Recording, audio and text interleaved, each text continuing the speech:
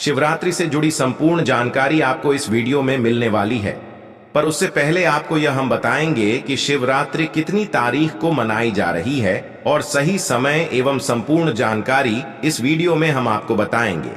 तो दोस्तों, इस वीडियो को ज्यादा से ज्यादा शेयर करें और हर एक तक पहुंचाएं। आपको इस वीडियो में यह भी बताया कि शिवरात्रि के दिन ऐसा कौन सा गुप्त उपाय किया जाए जिससे आप रात और रात धनी बन सकते हैं। दोस्तों, इस वीडियो को आप पूरा देख लेते हो तो आपका जीवन बदल सकता है। इसलिए इस वीडियो को हम आपसे हाथ जोड़कर निवेदन करते हैं कि इस वीडियो को पूरा देख लेना।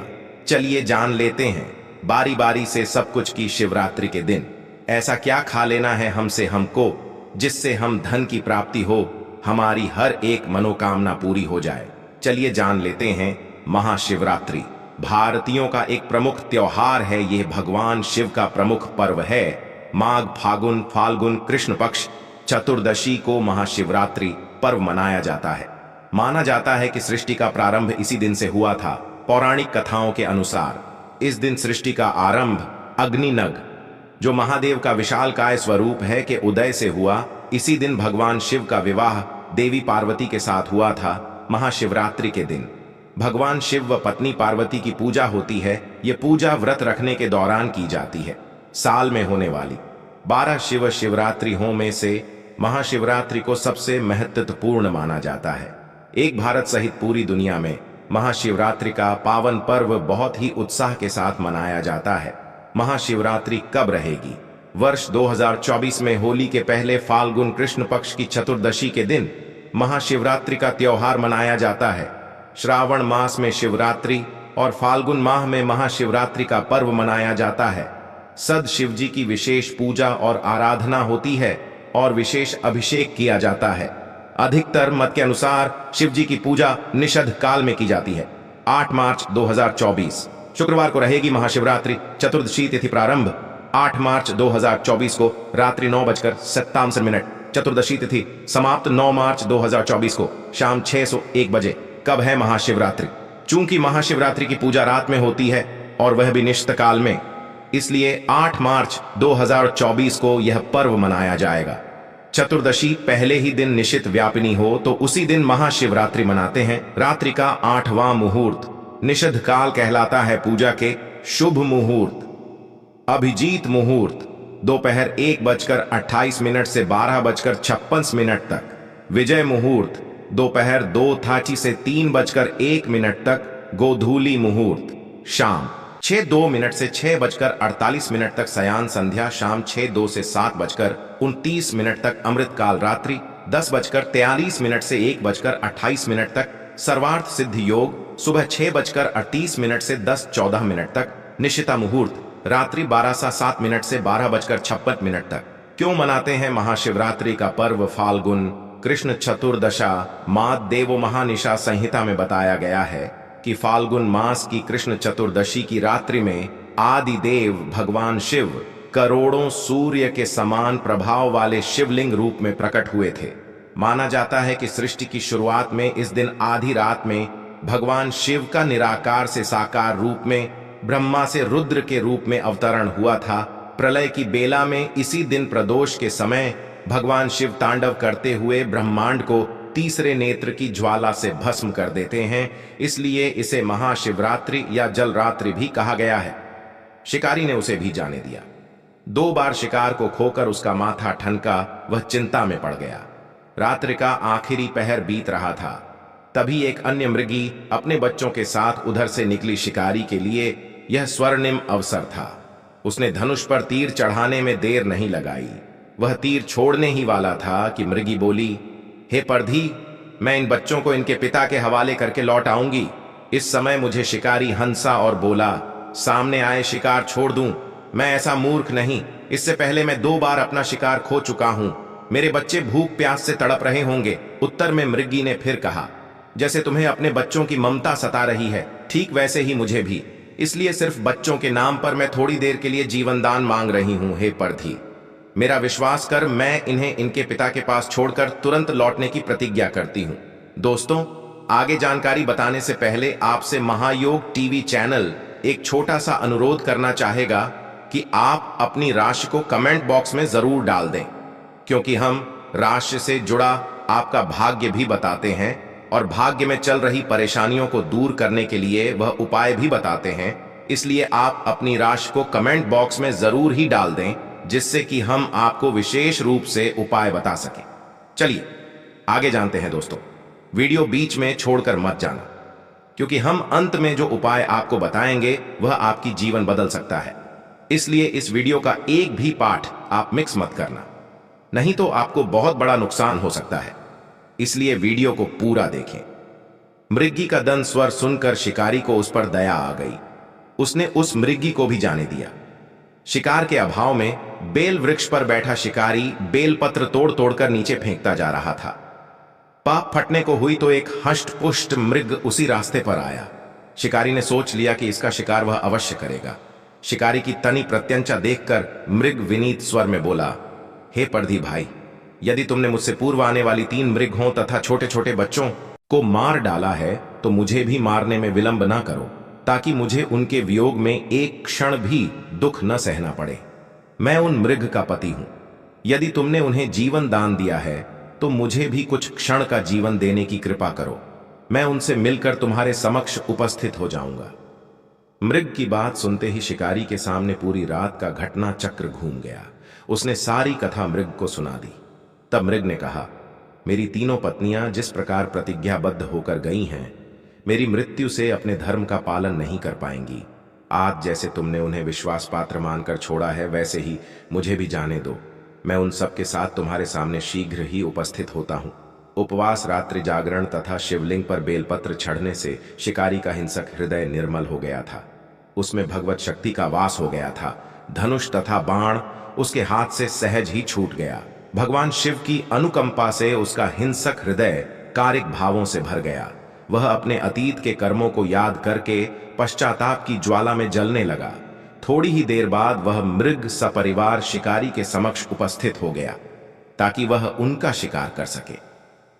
किंतु जंगली पशुओं की ऐसी सत्यता, सात्विकता एवं सामूहिक प्रेम भावना देखकर शिकारी को बड़ी ग्लानि हुई। उसके नेत्रों से आंसुओं की झड़ी लग गई। उस मृग परिवार को न मरकर शिकारी ने अपने कठोर हृदय को जीव हिंसा से हटा सदा के लिए कोमल एवं दयालु बना लिया। देवलोक से समस्त देव समाज भी इस घटना को देख रहे थे। घटना की परिणति होते ही देवी देवताओं ने पुष्प वर्षा की। तब शिकारी तथा मृग परिवार मोक्ष को प्राप्त हुए। इस अवसर पर भगवान शिव का अभिषेक अनेकों प्रकार से किया जाता है। जलाभिषेक जल से और दुग्ध भीष्मा शिव के मंदिरों पर भक्तों, जवान और बूढ़ों का तांता लग जाता है। वे सभी पारंपरिक शिवलिंग पूजा करने के लिए जाते हैं और भगवान से प्रार्थना करते हैं। भक्त सूर्योदय के समय पवित्र स्थानों पर स्नान करते हैं, जैसे गंगा या खजुराहो के शिव सागर में या किसी अन्य पवित्र जल स्रोत में। यह शुद्धि के अनुष्ठान है जो सभी हिंदू त्योहारों का एक महत्वपूर्ण हिस्सा है। पवित्र स्नान के बाद स्वच्छ वस्त्र पहने जाते हैं। भक्त शिवलिंग स्नान करने के लिए मंदिर में पानी का बर्तन ले जाते हैं। महिलाओं और पुरुषों दोनों सूर्य, विष्णु और शिव की प्रार्थना करते हैं। मंदिरों में घंटी और शंकर जी की जय ध्वनि गूंजती है। भक्त शिव नग की 3 या 7 बार परिक्रमा करते हैं और फिर शिवलिंग पर पानी या दूध भी डालते हैं। 8 हालांकि इन सभी अनुष्ठान का वर्णन हमारे पवित्र शास्त्रों में कहीं पर भी नहीं है, जिससे यह शास्त्रानुसार महाशिवरात्रि पूजा में 6 वस्तुओं को अवश्य शामिल करना चाहिए। शिवलिंग का पानी, दूध और शहद के साथ अभिषेक, बेर या बेल के पत्ते जो आत्मा की शुद्धि का प्रतिनिधित्व करते हैं। सिंदूर का पेस्ट स्नान के बाद शिवलिंग को लगाया जाता है। यह पुण्य का प्रतिनिधित्व करता है। फल जो दीर्घायु और इच्छाओं की संतुष्टि को दर्शाते हैं। जलती धूप, धन, उपज, अनाज। दीपक जो ज्ञान की प्राप्ति के लिए अनुकूल है और पान के पत्ते जो सांसारिक सुखों के साथ संतोष अंकन करते हैं। 10 अभिषेक में निम्न वस्तुओं का प्रयोग नहीं किया जाता है: तुलसी के पत्ते, हल्दी, चंपा और केतकी के फूल। 11 भगवान शिव की अन्य पारंपरिक पूजा संपादित करें। मुख्य लेख ज्योतिर्लिंग। 12 ज्योतिर्लिंग प्रकाश के लिंग जो पूजा के लिए भगवान शिव के पवित्र धार्मिक स्थल और केंद्र हैं। वे स्वयंभू के रूप में जाने जाते हैं, जिसका अर्थ है स्वयं उत्पन्न। 12 स्थानों पर 12 ज्योतिर्लिंग स्थापित हैं। एक सोमनाथ, यह शिवलिंग गुजरात के काठियावाड़ में स्थापित है। 2 श्री शैल मल्लिकार्जुन मद्रास में कृष्णा नदी के किनारे पर्वत पर स्थापित है। श्री शैल मल्लिकार्जुन शिवलिंग। 3 महाकाल, उज्जैन के अवंती नगर में स्थापित महाकालेश्वर शिवलिंग, जहां शिवजी ने दैत्यों का नाश किया था। चायकारेश्वर मध्य प्रदेश के धार्मिक स्थल। ओंकारेश्वर में नर्मदा तट पर पर्वतराज विंध्य की कठोर तपस्या से होकर वरदान देने हुए यहां प्रकट हुए थे। शिवजी जहां ममलेश्वर ज्योतिर्लिंग स्थापित हो गया। 5 नागेश्वर गुजरात के द्वारका धाम के निकट स्थापित नागेश्वर ज्योतिर्लिंग। 6 बैजनाथ झारखंड के वैद्यनाथ धाम में स्थापित शिवलिंग। 7 भीमा शंकर महाराष्ट्र की भीमा नदी के किनारे स्थापित भीम शंकर ज्योतिर्लिंग। 8 त्र्यंबकेश्वर नासिक महाराष्ट्र से 25 किलोमीटर दूर त्र्यंबकेश्वर में स्थापित ज्योतिर्लिंग। नॉर्थ घृष्णेश्वर महाराष्ट्र के औरंगाबाद जिले में एलोरा गुफा के समीप वेसल गांव में स्थापित घृष्णेश्वर ज्योतिर्लिंग। 10 केदारनाथ, हिमालय का दुर्गम केदारनाथ ज्योतिर्लिंग हरिद्वार से 150 मील दूरी पर स्थित है। 11 काशी विश्वनाथ, बनारस के काशी विश्वनाथ मंदिर में स्थापित विश्वनाथ ज्योतिर्लिंग। रामेश्वरम, चचनापल्ली, मद्रास समुद्र तट पर भगवान श्री राम द्वारा स्थापित रामेश्वरम ज्योतिर्लिंग। चलिए दोस्तों, अब जान लेते हैं ऐसी कौन सी उपाय किए जाएं महाशिवरात्रि के दिन जिससे हमें लाभ ही लाभ हो और हमारे जीवन में चल रही समस्याओं या आपकी जो मनोकामना है उसे पूर्ण करने का महा उपाय अब हम आपको बताने जा रहे हैं। इसी दिन भगवान शिव अर्धरात्रि में ब्रह्मा जी के अंश से लिंग रूप में प्रकट हुए थे। कई जगहों पर मान्यता है कि इसी दिन भोलेनाथ का गौरा माता से विवाह हुआ था। इस दिन विधि विधान से भगवान भोलेनाथ का पूजा अर्चन किया जाए तो सभी मनोकामनाएं पूर्ण होती हैं। शिवरात्रि पर घर में पारद के शिवलिंग की स्थापना योग्य ब्राह्मण से सलाह कर स्थापना कर प्रतिदिन पूजन कर सकते हैं। इससे आमदनी बढ़ने के योग बनते हैं। शिवरात्रि पर गरीबों को भोजन कराएं, इससे घर में कभी अन्न की कमी नहीं होगी और पितरों की आत्मा को शांति मिलेगी। पानी में काले तिल मिलाकर शिवलिंग का अभिषेक करें व नम शिवाय मंत्र का जप करें, इससे मन को शांति मिलेगी। शिवरात्रि के दिन आटे से 11 शिवलिंग बनाएं व 11 बार इनका जलाभिषेक करें। इस उपाय से संतान प्राप्ति के योग्य बनते हैं। शिवलिंग का 101 बार जलाभिषेक करें। साथ ही हजूस भूर भुव स्व त्रयंबकम यजामहे सुगंधि पुष्टि वर्धनम उवा रुक्म बंधानन मृत्य मुखी मामृतात पर चंदन से नम शिवाय लिखकर शिव पर चढ़ाए, इससे इच्छाएं पूरी हो सकती हैं। शिवरात्रि पर नंदी बैल को हरा चारा खिलाए, इससे जीवन में सुख समृद्धि आएगी और परेशानियों का अंत होगा। शिवरात्रि पर भगवान शिव को तिल वज चढ़ाए। तिल चढ़ाने से पापों का नाश, वज चढ़ाने से सुख में वृद्धि होती है। अगर विवाह में अड़चन आ रही है तो शिवरात्रि के दिन शिवलिंग पर सर मिलाकर दूध चढ़ाएं, जल्दी ही विवाह हो सकता है। मछलियों को आटे की गोलियां खिलाएं। इस दौरान भगवान शिव का ध्यान करते रहे, इससे धन की प्राप्ति होती है। महाशिवरात्रि 2024 महाशिवरात्रि का त्योहार भगवान शिव को समर्पित है। शिव पुराण के अनुसार महाशिवरात्रि की रात बहुत ही खास होती है।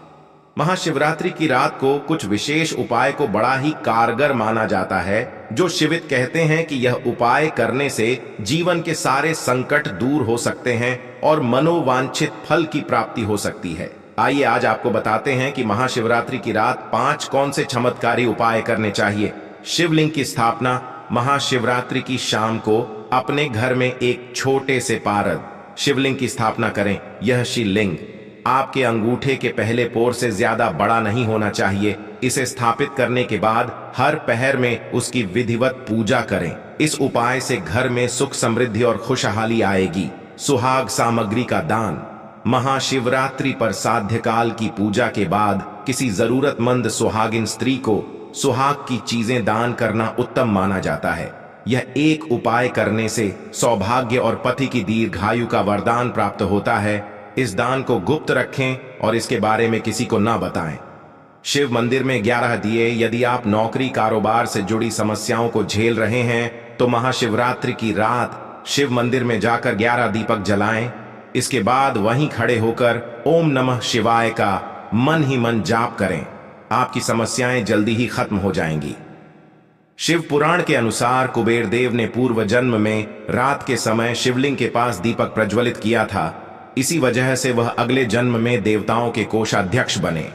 हे भोले बाबा, आपके इस वीडियो को जो भी लाइक और चैनल को सब्सक्राइब करें, उसके जीवन में कभी दुख दर्द मत आने देना।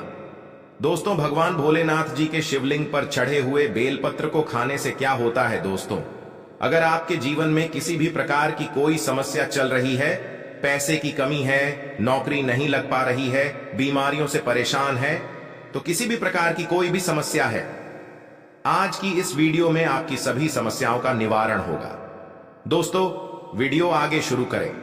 सबसे पहले भगवान भोलेनाथ जी के सच्चे भक्त द वास्तु शास्त्र चैनल की इस वीडियो को एक लाइक अवश्य कर दें और कमेंट बॉक्स में जय भगवान भोलेनाथ अवश्य लिख दें, जिससे कि भगवान भोलेनाथ जी का आशीर्वाद आपको सीधे प्राप्त हो सके। तो दोस्तों, आखिर क्या होता है? आपने सुना होगा कि जो शिवलिंग होती है उस पर जो बेल पत्र चढ़ाया जाता है, उसके खाने से क्या फायदे होते हैं, कई बार आपने सुना होगा। लेकिन आज आपको वास्तविक बातें पता चलेंगी जो कि आपको कहीं भी नहीं पता चलने वाली। आप लाखों करोड़ों रुपए खर्च कर देंगे, आपको यह जानकारी नहीं पता चल पाएंगी।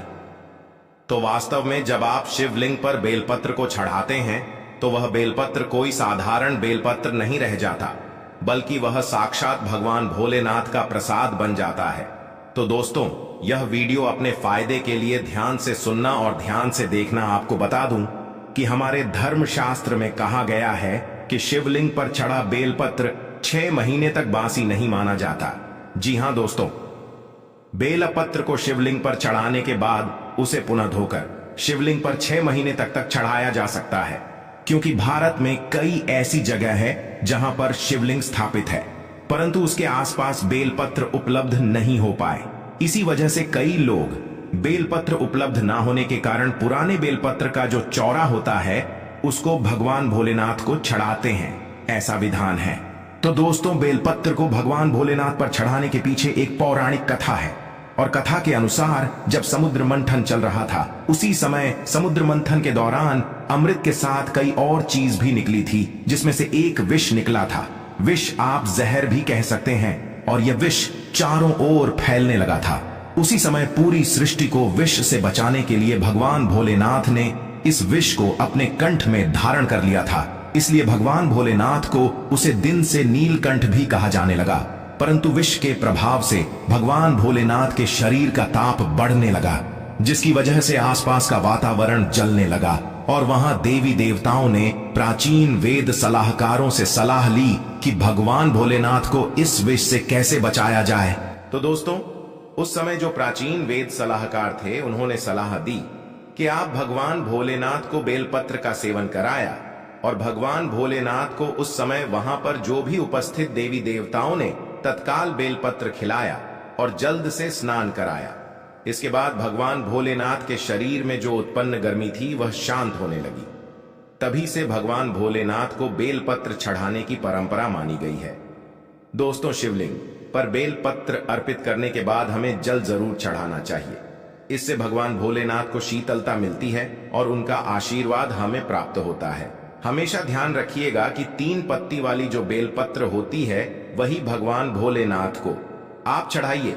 जहां से बेलपत्र चिकनी होती है उसे तरफ से शिवलिंग पर आपको बेलपत्र चढ़ाना चाहिए। इस बात का आपको विशेष ध्यान रखना है कि कभी भी कटे फटे बेलपत्र भगवान भोलेनाथ को नहीं चढ़ाया जाता है। इसके पीछे भी एक कथा है, क्योंकि जब भगवान भोलेनाथ जी ने गणेश जी का सिर खंडित कर दिया था, तभी से भगवान भोलेनाथ ने संकल्प लिया था कि कभी भी मुझे कोई खंडित चीज है नहीं चढ़ाई जाए, ना ही अर्पित की जाए। तब से भगवान भोलेनाथ जी को कभी भी कोई चीज खंडित नहीं चढ़ाई जाती है, चाहे वह बेलपत्र हो। दोस्तों, आप वीडियो को लाइक कर दीजिए और वाकई में भगवान भोलेनाथ की कृपा पाना चाहते हैं तो चैनल को सब्सक्राइब कर लीजिएगा, क्योंकि हमारे चैनल द वास्तु शास्त्र के माध्यम से प्रत्येक दिन आपको वैसे जानकारी दी जाएगी जो आपके दैनिक जीवन में आपका जानना बहुत ही जरूरी है। और हिंदू भाइयों को यह वीडियो शेयर भी जरूर कीजिए। तो दोस्तों, शिवलिंग पर अगर आप प्रतिदिन बेलपत्र चढ़िए तो सभी प्रकार की समस्याएं आपकी दूर हो जाएंगी। भगवान भोलेनाथ जी के भक्तों को कभी भी पैसे की समस्या नहीं रहती है। जो बेलपत्र को तिजोरी में रखते हैं उनके तिजोरी में बरकत आती है, पैसे की समस्या खत्म हो जाती है। दोस्तों, आप इस वीडियो को ध्यान से देखते रहिएगा, क्योंकि बेलपत्र से जुड़ी संपूर्ण जानकारी आपको यहाँ पर प्राप्त होगी। साथ में यह जानकारी हमारे सभी हिंदू भाइयों बहनों को जानना अत्यंत आवश्यक है। दोस्तों, इस प्रकार की जानकारी बहुत ही अनमोल होती है। बाद में चलकर यह जानकारी हमारे लिए काफी फायदेमंद साबित होती है। तो आइए जानते हैं बेलपत्र संबंधित कुछ विशेष जानकारी। दोस्तों, हम आपको बता दें कि प्राचीन पुराणों में बताया गया है कि कुछ विशेष समय होता है जिनमें बेलपत्र को कभी भी नहीं तोड़ना चाहिए। जी हां दोस्तों, कुछ विशेष तिथि जिन बेलपत्र को आपको कभी भी नहीं तोड़ना चाहिए, जैसे कि हमारे धर्मशास्त्र में रहते हैं। बेलपत्र को हमेशा चतुर्थी, अष्टमी, नवमी, दशमी, अमावस्या और पूर्णिमा और संक्रांति के तिथि में आपको कभी भी नहीं तोड़ना चाहिए। साथ में सोमवार के दिन बेलपत्र को कभी भी नहीं तोड़ना चाहिए, क्योंकि विशेषकर बेल के पेड़ पर भगवान भोलेनाथ सोमवार के दिन वास करते हैं। क्योंकि बेलपत्र के संपूर्ण हिस्से में भगवान भोलेनाथ का वास माना जाता है। बेल पेड़ के मध्य भाग में भगवान विष्णु जी का भी वास माना जाता है। और दोस्तों, मैं आपको बता दूं कि जो बेलपत्र के जो बेल होता है, इसकी पत्तियों में शक्ति मानी जाती है, अर्थात सभी हमारे देवी देवताओं का जो शक्ति होता है उसके अंदर समाहित होती है। इसलिए आपको कभी भी सोमवार के दिन बेलपत्र नहीं तोड़ना चाहिए। दोस्तों, इसके अलावा प्रतिदिन दोपहर 12 बजे के बाद भी आपको बेलपत्र कभी नहीं तोड़ना चाहिए। हमारे धर्मशास्त्रों में लिखा है, और आप फिर भी 12 बजे बाद अगर बेलपत्र को तोड़ते हैं तो इससे आपको पाप लगना निश्चित है। दोस्तों, अब जो प्रश्न आता है कि जो बेलपत्र की उत्पत्ति कैसे हुई, आइए जानते हैं। तो दोस्तों, पुराणों के अनुसार एक बार माता पार्वती की पसीने की कुछ बूंदें मध्यांचल पर्वत पर गिर गई। इससे वहां एक पौधा उगाया जो बाद में बेलपत्र के नाम से लोग जानने लगे और बेलपत्र के रूप में पूजनीय हो गया। तो इस वीडियो में जानते हैं बेलपत्र को खाने के क्या फायदे होते हैं। दोस्तों, बहुत ही सुंदर वीडियो है, बहुत ही महत्वपूर्ण जानकारी है, पूरा देखिएगा। आधा अधूरा ज्ञान हमेशा लाभदायक नहीं होता है। देखिए, जब बेलपत्र को भगवान भोलेनाथ जी की शिवलिंग पर चढ़ाते हैं तो वह बेलपत्र एक बेलपत्र नहीं रह जाता है, बल्कि वह भगवान भोलेनाथ का प्रसाद बन जाता है, जो कि असद बीमारियों को दूर करने में, आपकी पीढ़ी को हरने में एवं जीवन में चल रही सारी समस्याओं को दूर करने में समर्थ बल है। क्योंकि बेलपत्र को भगवान का प्रसाद के स्वरूप माना जाता है, इसीलिए वह आपके लिए अमृत जैसा बन जाता है। तो आखिरकार शिवलिंग पर चढ़े बेलपत्र को नित्य रूप से खाने से क्या फायदा मिलता है, क्या बदलाव आते हैं हमारे जीवन में, इसके बारे में जानेंगे। लेकिन दोस्तों, शिवजी पर चढ़ा बेलपत्र को खाने से शरीर के सभी प्रकार के रोग दोष दूर हो जाते हैं। शरीर में जितने भी रोग होते हैं, अगर आप बेलपत्र नृत्य रूप से कहते हैं तो आप लोगों से बचते हैं। रोग दोष, पित्त दोष का प्रदोष या 3 प्रकार के दोष बताए गए हैं, और इन्हीं 3 प्रकार के दोषों की वजह से आपके शरीर में अन्य दोष उत्पन्न होते हैं। अगर आप अपने जीवन में बिना रोगों के रहना चाहते हैं तो आपको बेलपत्र का नित्य सेवन करना चाहिए। दोस्तों, आपने देखा होगा कि हमारे जीवन में कई लोग होते हैं जो मीट, मछली, मुर्गा जैसे तामसिक भोजन कर लेते हैं, शराब पीते हैं, चैनी, खैनी, गुटखा, तंबाकू, यह सब चीज जो होती है उसका ग्रहण करते हैं। परंतु एक समय के बाद उन्हें लगता है कि जो वह खा पी रहे थे वह गलत चीज है, परंतु आप वह जो पाप कर चुके हैं उसको कैसे खत्म करें। तो दोस्तों, मैं आपको बताना चाहूंगा, नित्य कम से कम ज्यादा नहीं तो 1 महीने में 10 से 15 बार अगर आप भोलेनाथ भगवान शिव शंकर पर चढ़ा हुआ बेलपत्र का प्रसाद धारण करेंगे तो जो तामसिक गुण होते हैं वह पूर्णतः आपके शरीर से खत्म हो जाएंगे। आपने कभी भी मीट, मछली इस प्रकार का कुछ भी सेवन किया है, आपने शराब पिया है, आप इस पाप से मुक्ति पाना चाहते हैं तो आपको नित्य बेलपत्र का सेवन करना अत्यंत आवश्यक है। इसके सेवन से आपके शरीर शुद्ध होता है। आप अपने अशुद्ध शरीर को पूर्ण रूप से स्वस्थ बनाने के लिए पूर्ण संपन्न पाए जाते हैं। आपको भगवान भोलेनाथ के इस प्रसाद को ग्रहण करना अत्यंत आवश्यक है। आज ही से शुरू कर दीजिए। नित्य 5 बेलपत्र शाम में खाई है। अगर नित्य कहते हैं तो यह आपके शरीर में तमस गुण को समाप्त कर देगा। किसी भी प्रकार की बीमारियां हैं पूर्णतः समाप्त कर देगा। बेलपत्र खाने से आपका भाग्य भी बदलने लगेगा, आपका भाग्य बलवान हो जाएगा। दोस्तों, कैसे भी आपका दुर्भाग्य हो, जिस समय से आप बेलपत्र खाना शुरू कर देंगे, आपका दुर्भाग्य सौभाग्य में बदल जाते हैं। आपकी किस्मत, आपकी तकदीर फिर आपके अनुरूप चलने लगती है। इसके बाद आयुर्वेद में भी कहा जाता है कि बेलपत्र को खाने से आपका जो रक्त होता है, खून होता है। अगर खून संबंधित, रक्त संबंधित कोई बीमारी है, नित्य 5 बेलपत्र खाएं। 5 बेलपत्र खाने के बाद आपके शरीर में जो खून में किसी भी प्रकार की गंदगी है, वह धीमे धीमे खत्म होने लगेगी। हे भोले बाबा, आपके इस वीडियो को जो भी लाइक और चैनल को सब्सक्राइब करें, उसके जीवन में कभी दुख दर्द मत आने देना। दोस्तों, भगवान भोलेनाथ जी के शिवलिंग पर चढ़े हुए बेलपत्र को खाने से क्या होता है दोस्तों, अगर आपके जीवन में किसी भी प्रकार की कोई समस्या चल रही है, पैसे की कमी है, नौकरी नहीं लग पा रही है, बीमारियों से परेशान है, तो किसी भी प्रकार की कोई भी समस्या है, आज की इस वीडियो में आपकी सभी समस्याओं का निवारण होगा। दोस्तों, वीडियो आगे शुरू करें। सबसे पहले भगवान भोलेनाथ जी के सच्चे भक्त द वास्तु शास्त्र चैनल की इस वीडियो को एक लाइक अवश्य कर दें और कमेंट बॉक्स में जय भगवान भोलेनाथ अवश्य लिख दें, जिससे कि भगवान भोलेनाथ जी का आशीर्वाद आपको सीधे प्राप्त हो सके। तो दोस्तों, आखिर क्या होता है? आपने सुना होगा कि जो शिवलिंग होती है, उस पर जो बेल पत्र चढ़ाया जाता है, उसके खाने से क्या फायदे होते हैं। कई बार आपने सुना होगा, लेकिन आज आपको वास्तविक बातें पता चलेंगी, जो कि आपको कहीं भी नहीं पता चलने वाली। आप लाखों करोड़ों रुपए खर्च कर देंगे, आपको यह जानकारी नहीं पता चल पाएंगी। तो वास्तव में जब आप शिवलिंग पर बेलपत्र को चढ़ाते हैं, तो वह बेलपत्र कोई साधारण बेलपत्र नहीं रह जाता, बल्कि वह साक्षात भगवान भोलेनाथ का प्रसाद बन जाता है। तो दोस्तों, यह वीडियो अपने फायदे के लिए ध्यान से सुनना और ध्यान से देखना। आपको बता दूं कि हमारे धर्मशास्त्र में कहा गया है कि शिवलिंग पर चढ़ा बेलपत्र 6 महीने तक बासी नहीं माना जाता।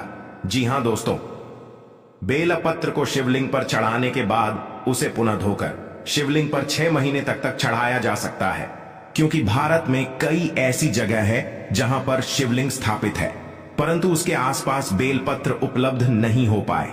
इसी वजह से कई लोग बेलपत्र उपलब्ध ना होने के कारण पुराने बेलपत्र का जो चौरा होता है, उसको भगवान भोलेनाथ को चढ़ाते हैं। ऐसा विधान है।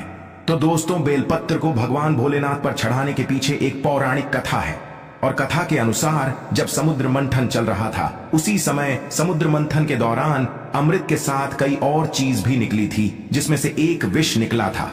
विष आप जहर भी कह सकते हैं, और यह विष चारों ओर फैलने लगा था। उसी समय पूरी सृष्टि को विष से बचाने के लिए भगवान भोलेनाथ ने इस विष को अपने कंठ में धारण कर लिया था। इसलिए भगवान भोलेनाथ को उसे दिन से नीलकंठ भी कहा जाने लगा।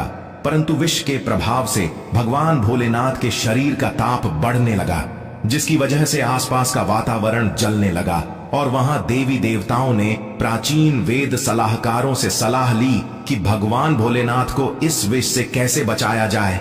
तो दोस्तों, उस समय जो प्राचीन वेद सलाहकार थे, उन्होंने सलाह दी कि आप भगवान भोलेनाथ को बेलपत्र का सेवन कराया, और भगवान भोलेनाथ को उस समय वहां पर जो भी उपस्थित देवी देवताओं ने तत्काल बेलपत्र खिलाया और जल्द से स्नान कराया। इसके बाद भगवान भोलेनाथ के शरीर में जो उत्पन्न गर्मी थी, वह शांत होने लगी।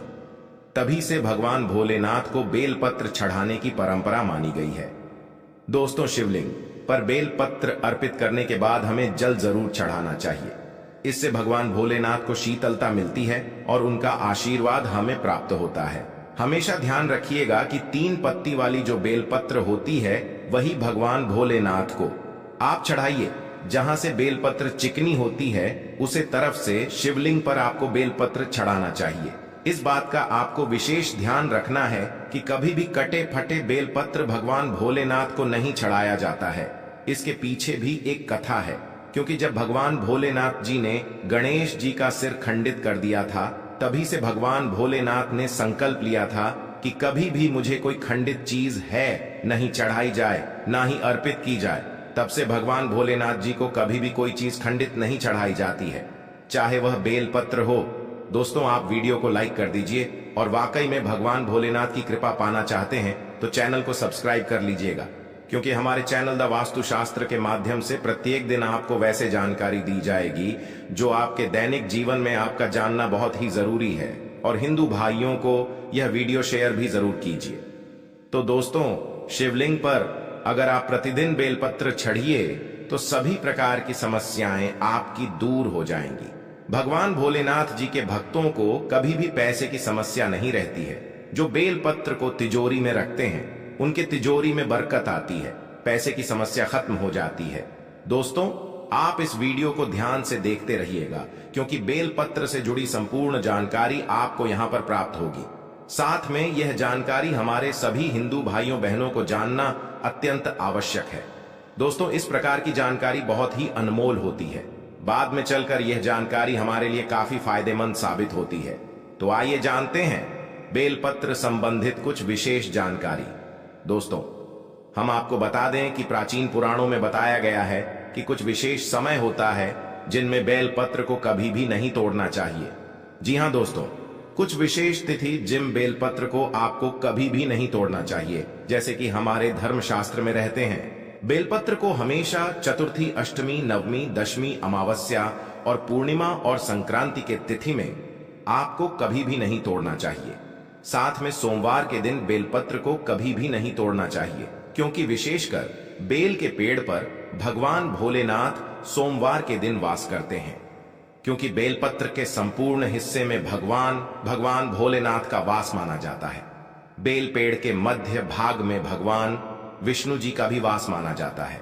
और दोस्तों, मैं आपको बता दूं कि जो बेलपत्र के जो बेल होता है, इसकी पत्तियों में शक्ति मानी जाती है, अर्थात सभी हमारे देवी देवताओं का जो शक्ति होता है उसके अंदर समाहित होती है। इसलिए आपको कभी भी सोमवार के दिन बेलपत्र नहीं तोड़ना चाहिए। दोस्तों, इसके अलावा प्रतिदिन दोपहर 12 बजे के बाद भी आपको बेलपत्र कभी नहीं तोड़ना चाहिए।